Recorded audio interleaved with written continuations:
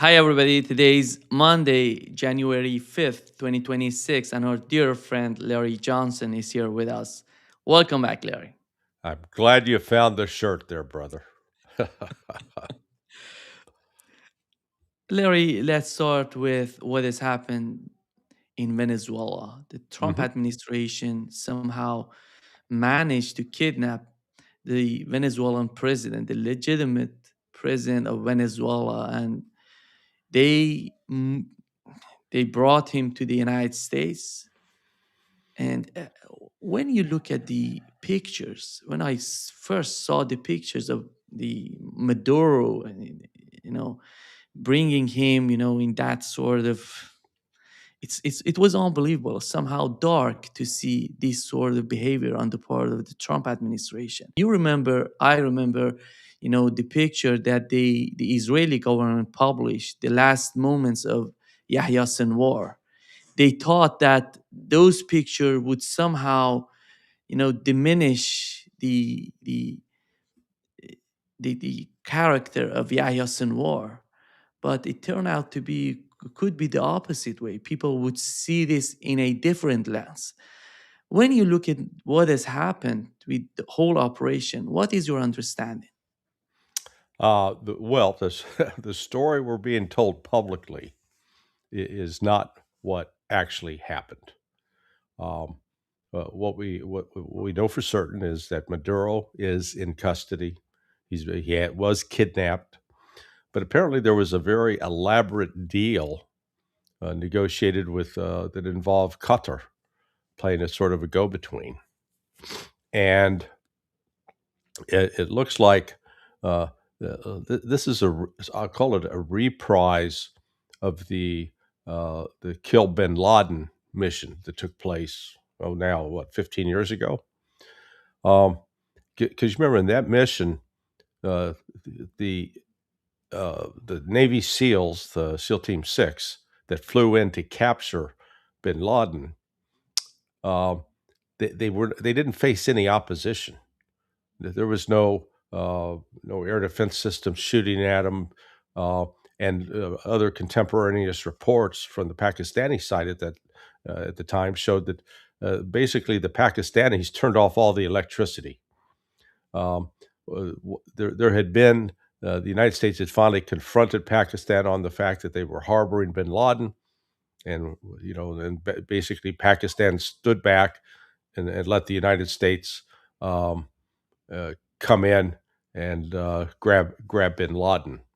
Um, that's what happened here.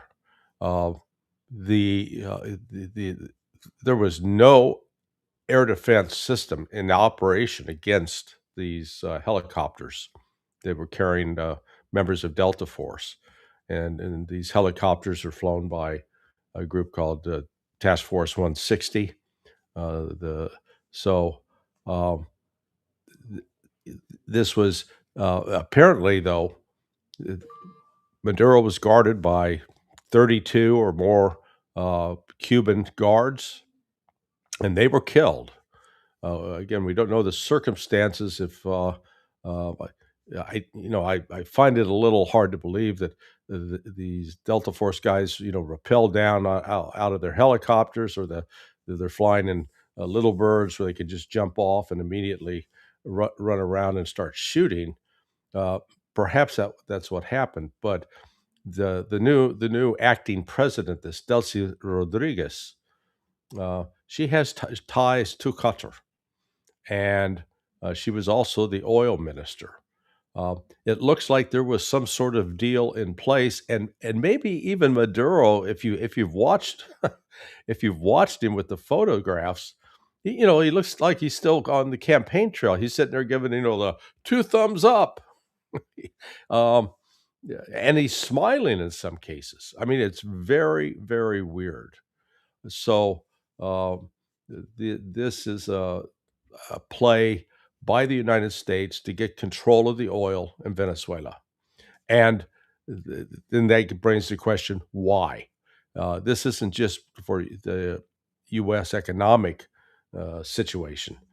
This is I believe it's a prelude to an attack on Iran, and the reason for that is the planners anticipate that when the attack on Iran comes by Israel with U.S. assistance, that the Iranians will shut down the Persian Gulf, the oil will stop flowing out of Saudi Arabia, in particular, but also out of Iran, and that they'll have an alternative source here with Venezuela, which means get the U.S. oil companies in there and start pumping that oil.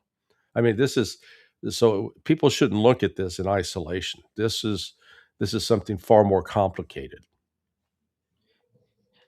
Larry, what is the accusation against Maduro in the United States? Well, they put out an extensive indictment. And look, I've one of my friends, retired CIA operations officer. He was actually the chief of the Latin American division. Uh, I wrote a piece the other day, and he really took exception to it. Now, from his standpoint and the way it's viewed within the U.S. intelligence community, Maduro was a very, very bad guy. But the problem I see with the indictment is one of the claims in the indictment is that he was facilitating drug trafficking by the Sinaloa cartel, which is up in Mexico, which I find very strange because why would the Sinaloa cartel in Mexico go all the way south of to Venezuela to try to import cocaine into the United States? But it made accusations about his relationship with FARC and drug trafficking. The FARC is a Colombian group that has been fighting the government of Colombia since 1964. So it's only been around for 61 years, all right? Um, the problem with that indictment is it doesn't have specifics.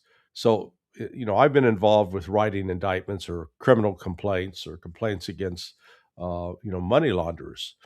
And so one of the things you'd put in there are details like on December 15th, Nicolas Maduro met with the leader of the FARC or Sinaloa cartel at such and such location and discussed X, Y, and Z and decided to take certain actions, which led to, you get to those level of specifics. You don't have that in this indictment. You have what I call guilt by association. Now, I'm not saying that Maduro was not involved with those activities, but when you read the indictment, it's very much of a more it's a political document. It's not an actual litany of specific crimes. So it's going to be interesting to see when this actually comes to trial, what success the government will have in trying to make its case. But and anyway, that's like it's uh, Maduro is no longer relevant. Uh, he's been taken out of the picture, much like Bashar al-Assad was taken out of the picture in Syria. And again, there was there were a lot of dealing going on behind the scenes that's not visible to the public. They're fed a narrative, and in this narrative, the United States bravely strikes out to take out this dictator. Uh, what we see, though, in Venezuela still is that the Venezuelan military is intact. There are apparently no U.S. troops on the ground. Uh, there was some sort of deal cut where basically the United States would get to haul out Maduro. The United States may get access to the oil industry again, and they'll try to make life will go on. Donald Trump is for such a long time was arguing when he was running against Democrats and during his first administration and second administration right now, he always said that the regime change is a failure, is not going to work. And right now he's doing the same. He's turning into, you know, a some sort of regime change, apparatus, Yeah, and yeah, his government is somehow amazingly, they're arguing that the situation with Venezuela is somehow different from what has happened in Libya, Iraq, Afghanistan, and Syria. do they really know? Because Marco Rubio says that. Marco Rubio, it seems that he feels that he's an expert of Latin America. No one else knows anything about Latin America. Right. The Judge Napolitano, I saw his interview earlier with Alistair Crook, and he put together this montage of what Trump is saying now about we're going to run Venezuela, essentially regime change, and then what Trump was saying 4 years ago about how regime change is out of the question.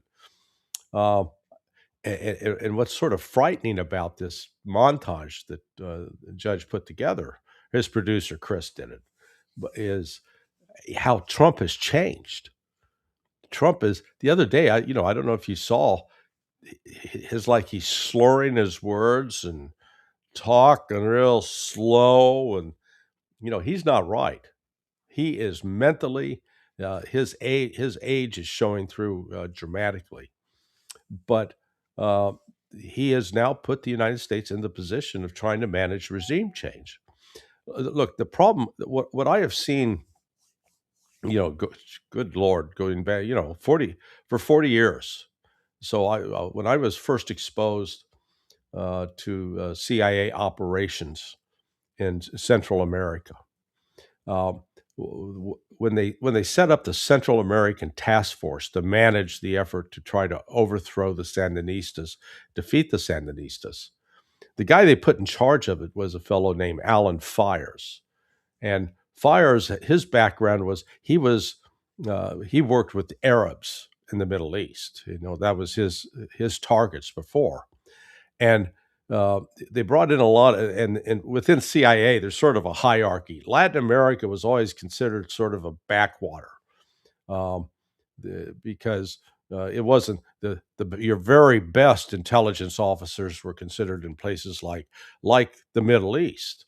So they came in with this attitude of superiority and really viewed the Central Americans with disdain, like they're not that smart people. I call it the little brown people approach. Pat the little brown people on the head.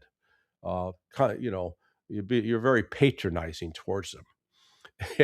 And yet, what I watched as an analyst is all these really smart gringos, uh, like in the case of the Hondurans are running circles around us. The Hondurans were were it turned out to be the great manipulators, not the United States, and I think that's what they're going to discover also in Venezuela. They do have a knack for they're not going to be directly confrontational and pick a direct fight with the United States, but good Lord, to try to control what goes on in that country economically, with all the smuggling that's taken place back and forth across the borders between Colombia and Venezuela, and then Venezuela and Brazil. They just don't have an understanding of it in Washington. I don't know how much of Venezuelan oil can they bring to the market, because the infrastructure is not that much prepared for that. And it's a long-term strategy, if that's the strategy. And how did you find the reaction on the part of the Venezuelan government and his, the vice of Maduro and the people in Venezuela? Well, there's still based on the public comments, they're not giving in to this, and they reject the U.S. interference. Uh, the uh, the new acting president, Delcy Rodriguez, she has an interesting background. I don't know if you've seen the interview that Max Blumenthal did with her. It was a couple of years ago, but her father was a victim of CIA torture and died in prison. Um, the CIA has had a long-standing involvement in Venezuela, and it goes back, decades. And it's always sort of stuck in its craw that, when Hugo Chavez took over, and won. He initially he was won the election. He was democratically elected. Um, we then went on a campaign to discredit him. Now he did things on his own to discredit himself, but the worm didn't really turn until he nationalized the oil industry, PDVSA, PDVSA. Um, uh, it is, that took money out of the pockets of Exxon, and we've got to, we know through history that uh, oil companies exert a lot of influence over the CIA in terms of working in partnership with the CIA to overturn governments. I think I think there is something that happened in Iran, 70 years ago, with a fellow named Mossadegh, uh, who had the audacity to try to get control of these oil companies. And the reason, you've got to look at this, the economics of it. In the past, when the Exxon was running the Venezuelan oil fields, it was extracting the wealth, but the wealth was not being reinvested in the country to raise the overall income and living standards. That's what Hugo Chavez and Maduro were supposed to fix. Um, the you know it depends on which narrative you want to follow. The Western narrative basically is the socialism pursued by Chavez, and then Maduro has stripped the economy, weakened it. Uh, but there's other evidence to suggest that at least over the last 3 years, with Delcy Rodriguez playing an important role in this, there's actually been a revival in the Venezuelan economy. But Venezuela has also been a victim of Western sanctions. So this is Venezuela. I guess is another chess piece on the board of this global chess game, and getting control of it and its natural resources, from at least the standpoint of the United States, is a move necessary in order to try to preserve the U.S. Dominated financial system that has been controlling the world for so long, and is now in jeopardy of being overturned as BRICS becomes more important. Larry, look at this picture here. Let me just bring this. I don't know what is. But the picture, by the way, that I'm trying to share with you, it shows the diminishing importance of Venezuelan oil from 1967 to 2000, because Chavez Maduro government comes in power in 2000. Before that, you see, you know, in the aftermath of their, um, their being in power in Venezuela, you see a drastic reduce in the oil market of Venezuela. Mhm. So when you put a lot of sanctions on such a country like Venezuela, how can you imagine the country could grow? And I remember I talked with Alex Craner. Mhm. In those old days, he was in Venezuela and he saw the government before, the Maduro Chavez government, and he said that the situation was not that much better than what it is today. And those governments were totally so much friendly with the United States. They were friend of the government in the United States, but the quality of life wasn't good in those days. Yeah. Well, I mean, remember those the predecessor, Carlos Andres Perez, who was president before Chavez. You know, he was a controlled CIA asset. So the United States government had significant control in Venezuela, and this gets back to uh, the purpose of governments. Are governments going to act in a way that they improve the lives of people? Uh, do their incomes grow? Do they have health care? Are they more secure in their homes? And that's one thing, not to get off topic, but when you look at what has happened in Russia over the last 27 years, go back to 1999 when Putin came into office, the average the lifestyle, the wealth, the security of the average Russian has increased dramatically, absolutely dramatically. Uh, and that's because Putin hasn't made the policy of going out and getting involved with foreign wars. Whereas in the United States, we've seen a decline, a deterioration in the light in what the sort of the middle class environment. And same thing. You've got this tremendous income inequality in Venezuela, and the growth of this income inequality really creates a lot of political pressures that disrupt societies. Did you? I don't know if you heard or watched the latest.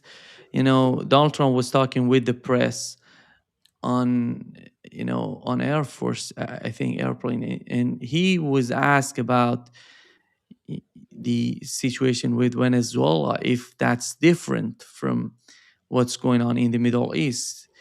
He somehow was saying that Iran should be prepared for the Hmm. attack. And, Oh yeah.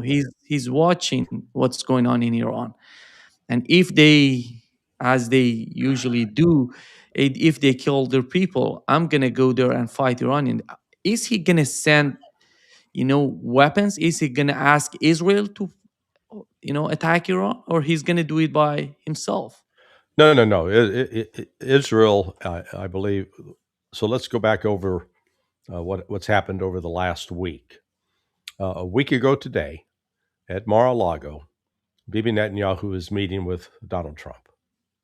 Uh, the day before that, on Sunday, you had this, and you can talk about this because you're in Iran, but the merchants in the central market, they locked down, they closed their shops.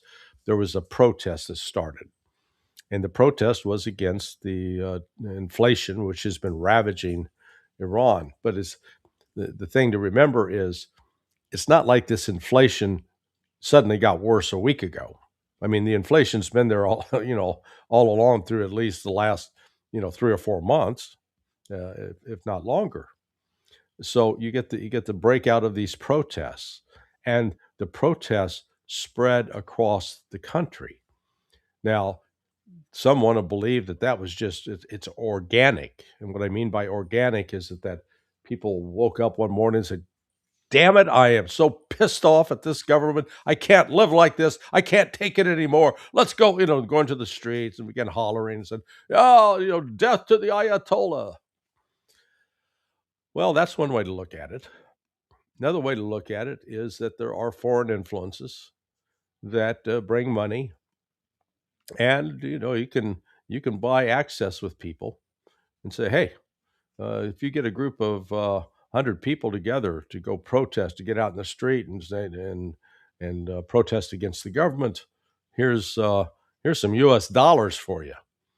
I mean, $100 buys you a lot of Iranian currency these days. Uh, and so those protests then were concurrent with Bibi Netanyahu meeting with Trump, seeking permission from Trump to attack Iran again, and building the case, oh, we got to get rid of Iran's ballistic missiles. And throughout the week, as these protests continued, stories started appearing in the Western media saying, "Oh my God, uh, the look at all this strong opposition to the Ayatollah." Now, as you and I had talked about previously, you noted that there is a lot of anger directed at Pezeshkian and his government, and there are elements within the Iranian society that think Pezeshkian's been too accommodating to the West, not being too tough, but too accommodating. Uh, and then all of a sudden, out in Western Iran and Eastern Iran, Baluchistan, out near the Pakistan border, and on the western side, you get some groups emerging with weapons, and they start shooting at Iranian uh, police and security forces, and then so they shoot back. And so it's in that context that you know you get Trump saying, "Oh yeah, you're gonna if you kill those protesters, we're gonna come get you." Yeah, what are you gonna do, Trump? Uh, this is all orchestrated, in my view, and it's orchestrated not so much to create conditions in Iran that will foster a collapse of the government, but to create a narrative in the West that people go, yeah, yeah, we need to intervene to support the Iranian people, and some more regime change, and that's what's going on, I believe. And you're there, you can tell me if you differ, but one of the key groups, um, so you've got the People Mujahideen of Iran, the PMOI, AKA the MEK Mujahideen e Khalq, that were originally the MEK in particular was a designated terrorist group by the United States because it had carried out attacks in Iran on U.S. military personnel in the past. It killed two or three.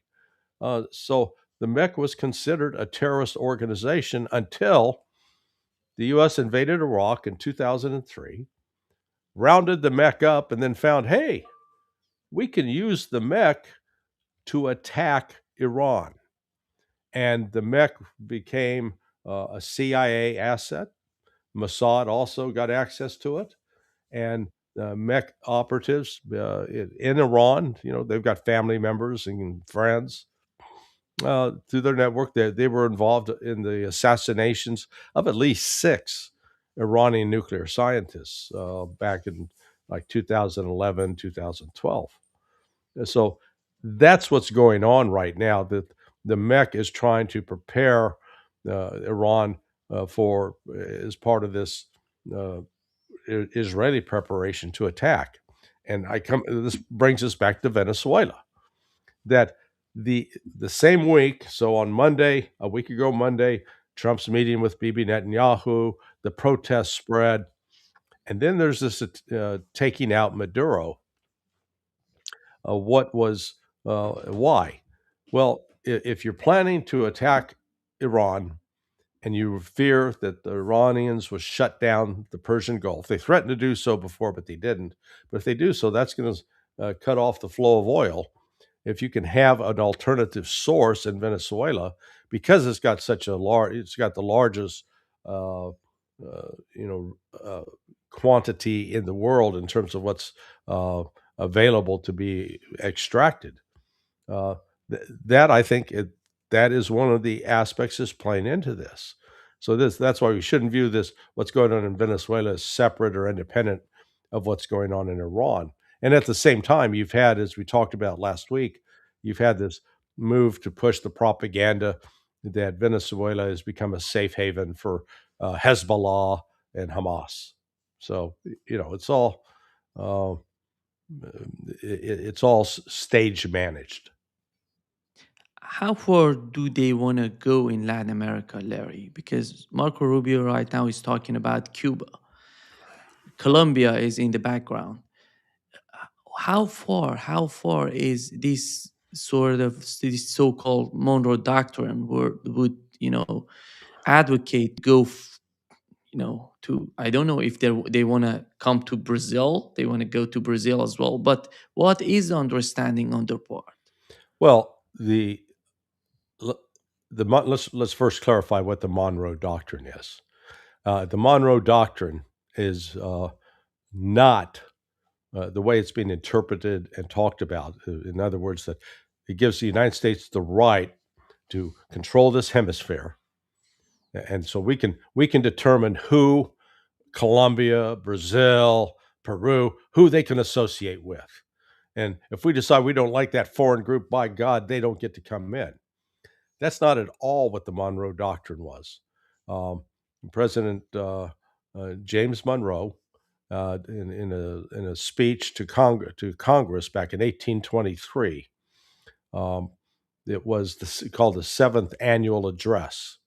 And as part of that speech, he talked about, say, look, um, we got we, we got all these European colonial powers that have taken territory here throughout primarily Portugal and Spain.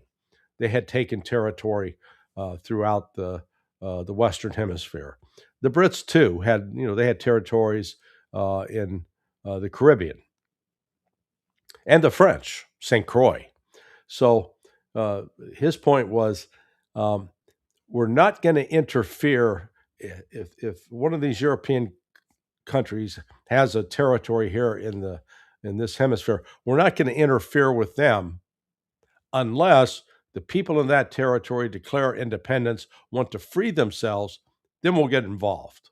So this was all about restricting and limiting the influence of European colonial powers in the Western Hemisphere.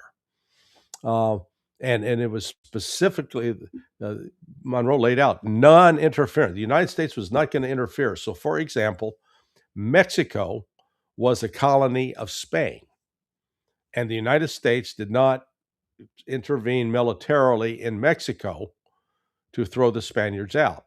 The Mexicans did that themselves in 1810. But 36 years later, the United States, in violation of the Monroe Doctrine, provoked a war with Mexico in which we took Texas, New Mexico, Arizona, and parts of California from the Mexican, because previously that was the territory of Mexico. So this the way the Monroe Doctrine is now being interpreted is that the United States gets to be the final arbiter of which foreign countries can have relations with countries in Latin America. So they're going to use Brazil's relationship with China and Russia through BRICS to target Brazil, but it's going to be done through intelligence channels. It's not going to be overtly military. The United States does not have the military capability, despite Trump bragging about how great we are and how powerful we are. Uh, we just can't afford militarily to get in battles with the Mexicans, with the Colombians, with the Brazilians, and you see, even in the case of Venezuela, we don't have troops on the ground. We got in a surgical strike, killed some bodyguards, and got the hell out. Actually, he was ridiculous in Russia. He said, "Look at what we did in Venezuela." And Russia is for 4 years they're, fighting Ukrainians. They've done nothing. Look at how powerful we are. And look at Russia. Yeah, It's amazing. yeah. Well, and look at the United States. United States has poured in all of this the supposedly amazing weaponry that would change the world, and it's failed. The what Trump has done here is, I think, finally awakened the Russians and the Chinese to the fact that the United States is crazy. They are dealing with someone who's clinically insane. He's not thinking rationally. It was certainly not interested in building a better world, one that's interested in dominating the world for our own purposes. I think that this is going to lead to a fundamental shift on the part of Russia from um, the tone with respect to dealing with Trump. Uh, it's not just this; it was the failed attempt to kill Putin, which again took place a week ago. You can't. If you look at these as like separate incidents, you're making a mistake. I think this is part of an integrated strategy, albeit short-sighted, to put Russia on notice, put China on notice, uh, to where the United States is trying to retain its dominant position in the world of international finance. And um, Maduro in this case, he's the sacrificial lamb. Again, I'm not trying to say he was a great guy, a great Democrat, and really improved the lives of his people. But we always like to come up with the villain. You create this villain. By God, he's worse than Hitler, and then therefore we justify taking him out. And does it really actually change anything? I mean, we did it to Manuel Noriega, we did it to Muammar Gaddafi, we did it to Saddam Hussein, uh, Milosevic, and the former Yugoslavia. This um, it really is. It's very much this Hollywood mentality of foreign affairs. Uh, if you've ever had the chance to go to Hollywood to pitch an idea for a movie or a TV series, one of the very first questions the studio heads will ask, so who's the villain? Who's the villain? Got to have a villain. And so we always create these villains and make sure that the problem with Venezuela has been Maduro, or before him Chavez. Whereas as opposed, and like Russia, oh, Putin, man, if we just got rid of Putin, boy, by God, things would be better. And it's like, are you shitting me? I mean, really? You think that what's waiting in the wings if Putin disappears is going to be more accommodating and weaker than Putin? That's crazy. Yeah. So um, the West, the West seems to have a death wish and is acting in ways that will be um, potentially devastating for the West, particularly the United States. I think the point with the Trump administration and is the energy, and they try to somehow dominate the market by these sort of moves. Look at what has happened in Venezuela, in Iran, the same, yeah, the same mindset. Russia attack on tankers, attack on infrastructure in Russia. They won't somehow manage the situation with the energy, with the oil, and but even there was an attack, Larry, on the China Myanmar oil pipeline. When you bring all these data in, you see the policy is the neocon policy, but through the lens of the Trump administration. Right. Yeah. And I don't see Russia and China, and even the leadership in Iran, being so dumb to not understand what's going on with this strategy on the part of the Trump administration. Because it's all about the same thing. You can find, different path, different sort of strategy, but the main goal is the same. Well, I think Russia and China have both tried to avoid a confrontation with the United States. And the United States continues to create reasons for them to have a confrontation with the United States. We've in this country we've been blessed by our geographic isolation. In other words, we've got Mexico on the south, Canada on the north, but they don't create any kind of military threat to the United States. And any other country that wants to attack us has to project force across an ocean. And so, but that hasn't stopped us from doing the exact opposite, where we take our military power and use it around the world to the detriment of other countries in order to benefit ourselves.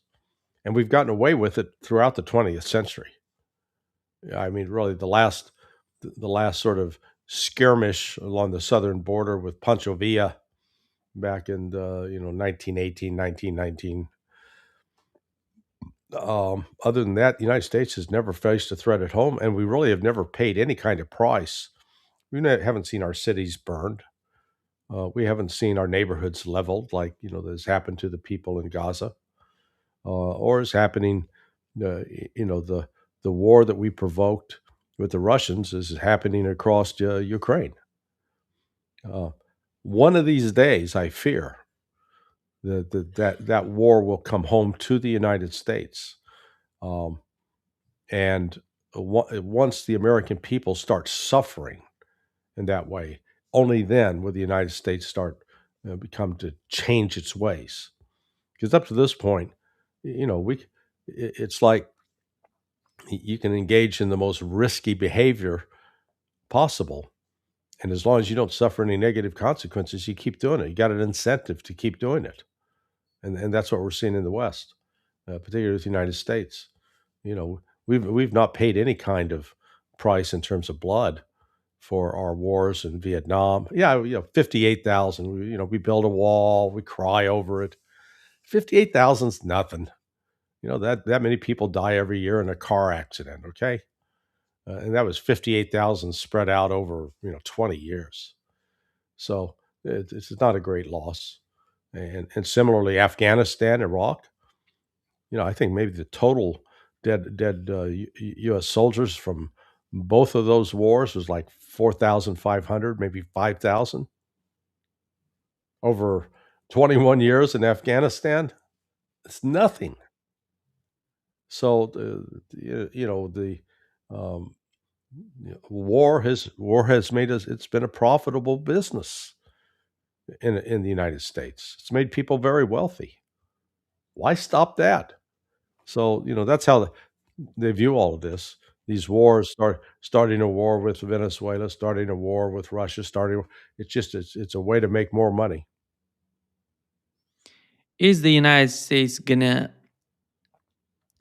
achieve what they have in their mind by removing Maduro from power in Venezuela? Has it worked anywhere? I mean, that's been the let's go back to, hey, if we just get rid of Mossadegh, boy, we'll have control over Iran and things will be peachy keen. How'd that work out?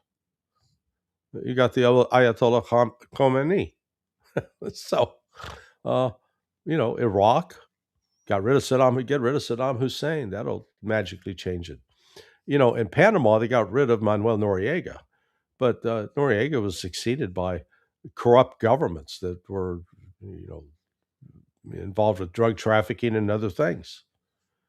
So this uh, outside interference to try to alter the course of policies in these particular countries, I don't see. There's not a single instance you can point to where it's turned out successfully, or the success is, like Vietnam has turned out well, not because of U.S. intervention, or let's say as a reaction to U.S. intervention, it has turned out well.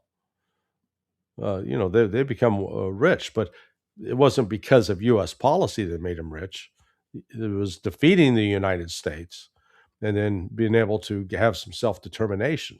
That's how they got rich. Yeah. There were times that you and I remember Europe had somehow its own policy, its own sort of stance on many issues, geopolitical issues. Right now, you can you cannot hear anything coming out of Europe, anything constructive. Even Mhm. with this attack on Venezuela, they failed to condemn what has happened. And how is Europe seeing its future with this sort of behavior? Ridiculous. They're becoming useless in the international, arena. All these important, I would argue, European countries, you see Mhm. nothing coming out of their foreign policy. Well, again, this has been a slow decline, and what accelerated was Europe's involvement in these wars, World War One, World War Two. That sort of put the final nail in their coffin. Um, we go back to the 19th century, where one of the things that President Monroe was reacting to was you had the French Empire, the British Empire, the German Empire, um, the Dutch Empire, Spanish and Portuguese empires were in decline, but they were all in the 18th century, 19th century. They were fighting amongst themselves for control. And and you look back at that, it was this entire continent, ostensibly Christian. Their identity had been forged in battles with the Ottoman Empire, uh, but yet they were fighting amongst themselves for supremacy.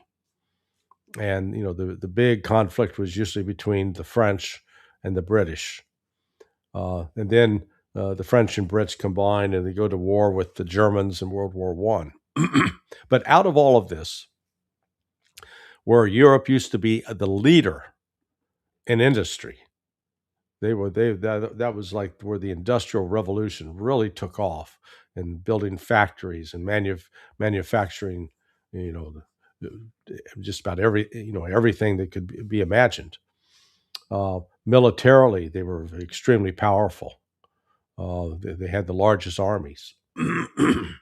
Scientifically, the science out of the different universities, scattered across Europe, they were like the Silicon Valley of their era. That's no longer the case. As you point out, Europe is in decline. It's not. It's not the leader in anything, or whatever. It may have one or two areas that it is important, but it's no longer an essential continent for global economic wealth, other than it's just it's a financial center, with the city of London in particular managing cash flows. But even on areas such as uh, insurance, Lloyd's of London used to dominate the market in terms of insurance for foreign ships. Well, now they're losing. They are losing market share, and there are alternatives coming up. And Russia and China in particular, is this incredible industrial giant that the West simply cannot match. And the West is desperately trying to uh, constrain China, and failing at every attempt.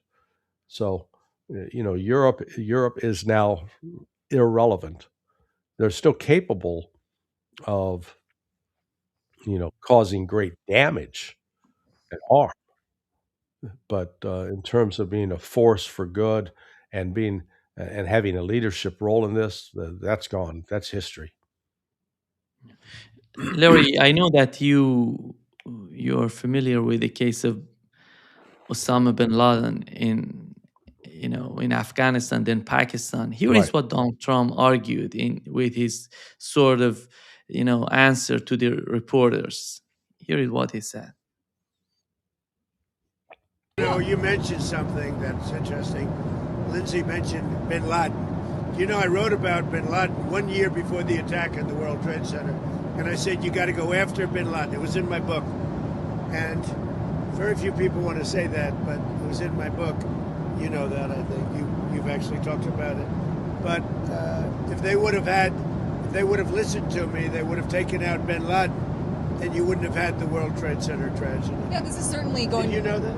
I predicted bin Laden. I learn something every day. No, but did you hear that? Well, I you did know now. that? I just heard it right No, now. I wrote a book.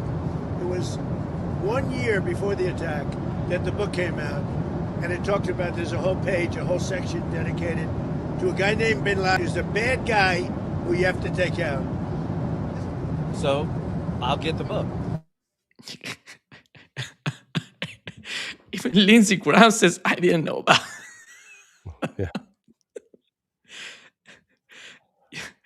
The guy, Larry, I don't know if he's really in charge in the United States, because that would be tragic, because the way that he can be manipulated, because if his sort of mindset, he feels that he is the ultimate power in Washington. He dominates everything. But after all, we see something else coming out of the administration.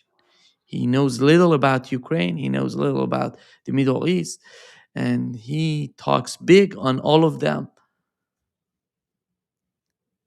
But don't you think that could bring, you remember the problem with the Biden administration? Are we heading toward the same sort of situation? Well, the presumption is that there is some clear strategy in place. Um, and I don't disagree that there is some element of planning, but it's more for destruction, as opposed to, um, the vision is not. They're not sitting back and saying, "Okay, how do we achieve a world in which the economies of all countries are strong, that the living standards for people across the world rise, that we can eliminate poverty, that we can eliminate the drug abuse that goes on that just cripples and destroys the lives of addicts. Um, it's not a positive agenda. It's an agenda of how do we get in control, dominate, and dictate. And the like with respect to Russia, it's not about how do we in the United States, what can we do to create a strong relationship, a friendly relationship with Russia? How can we be friends with Russia? No, it's about how can we get control of Russia's resources? How can we bring the Russia under our domination? And the same with China. So, I've used the joke. It's like Hollywood agents.